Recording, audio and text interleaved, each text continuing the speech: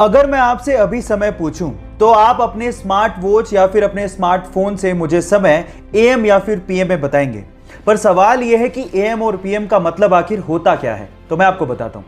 हमारे पूरे दिन को 12-12 घंटे के इक्वल पार्ट्स में डिवाइड किया गया है।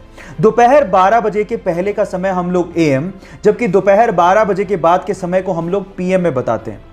अब एएम का मतलब होता है एंटी मरीडियन, यानी कि दोपहर 12 बजे से पहले, और पीएम का मतलब होता है पोस्ट मरीडियन, यानी कि दोपहर 12 बजे के बाद। अब ये भूलिएगा मत। क्या आपको पहले से बात पता थी? और नहीं पता थी तो चैट सेक्शन में लिखना मत भूलिएगा।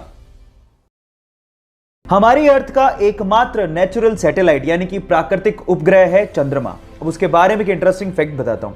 आपका अभी इस वक्त जितना भी भार है उसका सिर्फ 1/6 भार ही आप लोगों को मून पे फील होगा। मतलब मान लो कि आप 60 किलो के हो तो उसका 1/6 यानी कि सिर्फ 10 किलो का भार ही आप लोगों को मून पे फील होगा, यानी कि आप अपने आप को हल्का महसूस करोगे।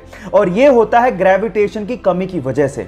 और अगर मान लो आपको अपना भार कम करना है तो जिम जाने की बजाय आप चंद्रमा पे चले जाओ, वो ज्यादा अच्छा है। Just kidding. ये आपको पता था या नहीं पता था? चैट सेक्शन में लिखना मत भूलिएगा।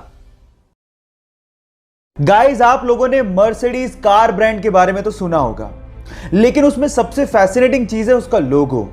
लेकिन मेरा सवाल यह है कि उस लोगो में जो 3 लाइनें होती हैं वो किसको रिप्रेजेंट करती हैं? क्या उसका कोई मतलब होता है? मैं आपको बताता हूं। उस लोगो में वो 3 लाइनें लैंड, वाटर और एयर इसको रिप्रेजेंट करती हैं। मतलब धरती, पानी और हवा। अब जिसने भी ये लोगो डिजाइन किया था उसका मकसद ये था कि इन फ्यूचर ये कंपनी लैंड, वाटर और एयर में दौड़ने वाले प्रोडक्ट बनाएगी और उसमें बादशाहत को हासिल करेगी। है ना ये फैसिनेटिंग? क्या इसके पहले तक ये फैक्ट आपको पता था? और नहीं पता था तो चैट सेक्शन में लिखना मत भूलिएगा। धूम्रपान स्वास्थ्य के लिए बहुत ज्यादा हानिकारक होता है। इससे आपको कैंसर भी हो सकता है। लेकिन प्रॉब्लम तब आ जाती है जब इसकी लत लग जाती है और फिर छूटती नहीं है। ऐसा ही कुछ हुआ तुर्की के इब्राहिम युकैल के साथ। वो अपनी सिगरेट पीने की आदत को छोड़ना चाहता था लेकिन छोड़ नहीं पा रहा था। बहुत परेशान हो चुका था। तो उसने एक तरीका निकाला।